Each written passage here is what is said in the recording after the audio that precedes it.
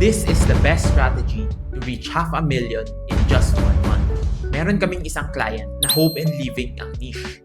Consistent yung sales niya na 50,000 per week. Pero alam namin na kaya pa nila, willing si client mag-spend ng mas malaki para makakuha ng mas maraming traffic that can turn into more orders and sales. This is what we did. In-optimize namin yung product listing at ads. Tinigil namin yung mga hindi gumagana at walang resulta.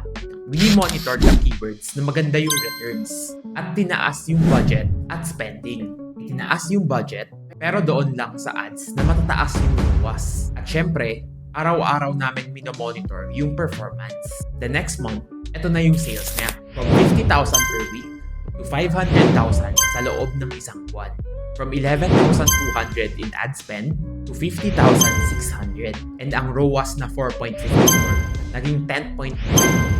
Dahil sa tamang strategy, naging mas effective ang paggamit ng ads. Again, this is Rich Montan, Founder of Ecom Accelerator. Kung gusto mo rin ng ganitong resulta sa store mo, mag-message ka na sa Ecom Accelerator Facebook page at iset na natin ang free Shopee Store audit mo.